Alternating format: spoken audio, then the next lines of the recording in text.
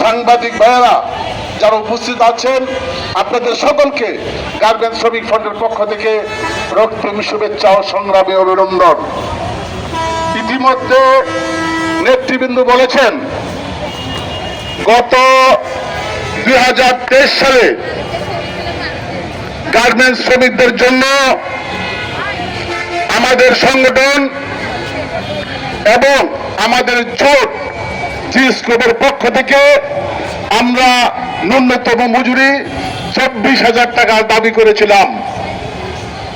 আজ থেকে 3 বছর আগে সরকার তখন আমাদের কথা রাখে নাই, সেখানে ন্যূনতম মজুরি 12,500 টাকা ঘোষণা করেছেন। সেদিন আমরা বলেছিলাম জীবনযাত্রার মান, জীবনযাত্রার ব্যয়, উৎপাদনশীলতা এবং দেশের আর্থসামাজিক ব্যবস্থার উপর বিবেচনা করে মজুরি নির্ধারণ করেন, কিন্তু সেখানে করেন নাই। আমরা তখন এই 12,500 টাকা মানি নাই। তারপরও 2023 সাল থেকে আজকে 2026 সাল পর্যন্ত যদি ওই কারখানায় সরকার ঘোষিত 12,500 টাকা মধ্যে 7,000 বা 8,000 টাকা দেয়, তাহলে সে জায়গায় শ্রমিকের শ্রমের টাকা থেকে শুধু বেতন থেকে 5,000 টাকা যদি কম দেয়, তাহলে ওই কারখানায় যদি 300 শ্রমিক থাকে, 5,000 টাকা করে যদি কম দেয়, তাহলে মাসে কম দিচ্ছে 15 লক্ষ টাকা, 1 বছরে কম দিচ্ছে 1,80,00,000 টাকা, আর 3 বছরে কম দিয়েছে 5,40,00,000 টাকা। মালিক বড়লোক হবে না শ্রমিক বড়লোক হবে? সেখানে সরকার ঘোষিত যে টাকা, সেই টাকা থেকে 5,40,00,000 টাকা আত্মসাৎ করছে এই শ্রমিকের শ্রমের টাকা। আমরা ওই সরকার যে ঘোষণা করেছে সেই ঘোষণা অনুযায়ী 5,40,00,000 টাকা আত্মসাৎ করেছে। বর্তমান শ্রমিকরা এবং আমাদের জিএসক্রুপ, শ্রমিক কর্মচারী ঐক্য পরিষদ জাতীয় ন্যূনতম মজুরি 30,000 টাকা দাবি করছে। আর সেই সময় শহীদ বানিয়ে দাঁড়িয়ে 12,500 টাকার জন্য আমাদেরকে আন্দোলন করতে হয়, এবং মালিক সেখানে এই যে আত্মসাৎ করলো, শ্রমিকের শ্রমের টাকা চুরি করলো, সেই চুরির টাকা কি করবেন? সেই কথা প্রশাসনের কাছে আমাদের প্রশ্ন রইল, চুরির টাকা কি করবেন? তারপরে ওনারা যে দাবি দিয়েছে 14তম দাবি, সে জায়গায় যে দাবির ভিতরে লিখেছেন সরকার ঘোষিত গ্রেড অনুযায়ী শ্রমিকদেরকে মজুরি দিতে হবে। আপনারা কি গ্রেড অনুযায়ী মজুরি পান? মজুরি পায় না। বলছে 7 কর্মদিবসের মধ্যে মজুরি দিতে হবে। আপনাদের কি 7 কর্মদিবসের মধ্যে মজুরি দেয়? দেয় না। আপনারা কি মাতৃত্বকালীন ছুটি টাকা পান? আপনারা কি রিজাইন দিলে টাকা পান? আপনাদের কি ছুটির টাকা দেওয়া হয়?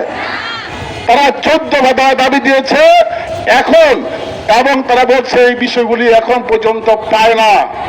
আমাদের কথা পরিষ্কার, আমরা আইনকে শ্রদ্ধা করি, আইন মেনে আমরা আন্দোলন সংগ্রাম করি, এবং দীর্ঘ 3 বছর যাবৎ যে শ্রমিক কলকাতা ডাইভ এবং দল তাদের দেখার দায়িত্ব, শ্রমিকরা কেন এই ন্যূনতম মজুরি পায় নাই সেই ব্যাপারে সরকারি কর্মচারী কর্মকর্তা হয়ে এখন পর্যন্ত শ্রমিকদের মজুরি ন্যূনতম পায় নাই, সেই ব্যাপারে কোনো উদ্যোগী ভূমিকা পালন করে নাই। শ্রমিকরা রাস্তায় নামার কথা না, এই শ্রমিকরা তাদের বিভিন্ন প্রত্যন্ত অঞ্চল থেকে কারখানায় কাজ করে এই দেশকে সমৃদ্ধ করে গার্মেন্টস সেক্টরকে দ্বিতীয় রপ্তানিকারক রাষ্ট্র হিসেবে বাংলাদেশকে ঘোষণা করে এই শ্রমিকরা, অথচ এই শ্রমিকরা আজকে রাস্তায় রাস্তায় ঘুরছে, তার ন্যূনতম মজুরি পায় না। যে বেতন পায় সেই বেতন দিয়ে একদিকে যে বেতন পায়, আর একদিকে বাড়িওয়ালা দোকানদার সেই টাকা দেওয়ার পরে তার যৌবনী শক্তি শেষ হচ্ছে, অথচ তার জীবন বেঁচে থাকার জন্য সেখানে কোনো ন্যূনতম ব্যবস্থাটুকু রাষ্ট্র সেখানে করছে না। আমরা এই বাজেট বিষয়গুলো তুলে বলেছিলাম, শ্রমিকদের জন্য রেশনের ব্যবস্থা করুন, শ্রমিকদের জন্য আবাসনের ব্যবস্থা করুন, শ্রমিকদের জন্য বিনামূল্যে চিকিৎসা ব্যবস্থা করুন। বর্তমান সরকারও প্রায় 9,38,000 কোটি টাকা সেখানে বাজেট ঘোষণা করেছেন, অথচ শ্রমিকদের জন্য রেশন, আবাসন এবং চিকিৎসার জন্য কোনো ব্যবস্থা করা হয় নাই। পরিষ্কার হয়ে বলতে চাই, মালিক কারখানা চলে এলো, 70টা দপ্তর থেকে আপনি পারমিশন নিয়েছেন এবং ঘোষণা করেছেন ন্যূনতম মজুরি বাস্তবায়ন করবেন, এখন পর্যন্ত বাস্তবায়ন করেন নাই। আগামী 24 ঘন্টার মধ্যে পুলিশ, প্রশাসন, গোয়েন্দা সংস্থা, এনএসআই, বিএসপি আপনারা কথা বলেন শ্রমিকরা নাকি উস্কানি দেবা। ন্যূনতম মজুরি 12,500 টাকা না দিয়ে ফ্যাক্টরি পরিচালনা করতেছেন, উস্কানি দেবা হচ্ছে মালিক। ওই মালিক উস্কানি দিয়ে শ্রমিকদেরকে রাস্তা নেমেছে। অবিলম্বে মজুরি বাস্তবায়ন করে শ্রমিকদেরকে কর্ম পরিবেশ তৈরি করবেন, আমরা এই আশা করি। শ্রমিকরা কাজ করে বেঁচে রাখতে চায়, এমন পরিবেশ তৈরি করবেন যাতে শ্রমিক সেখানে কাজ করে জীবিকা নির্বাহ করতে পারে এবং দেশকে একটা সমৃদ্ধশালী দেশ হিসাবে ঘোষণা করতে পারে। সেই জন্যই শ্রমিকরা এই রাস্তায় এসেছে।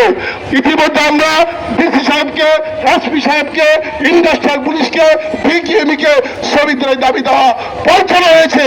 আপনারা বসে আগামী 24 ঘন্টার মধ্যে শ্রমিকদেরকে কাজে যোগদান করার জন্য ব্যবস্থা করবেন, এই আশাবাদ ব্যক্ত করে সকলকে আগামী দিনে যতদিন পর্যন্ত শ্রমিকের ন্যায় সংক্রান্ত অধিকার আদায় না হবে আপনারা আন্দোলন থাকবেন, সংগ্রামে থাকবেন।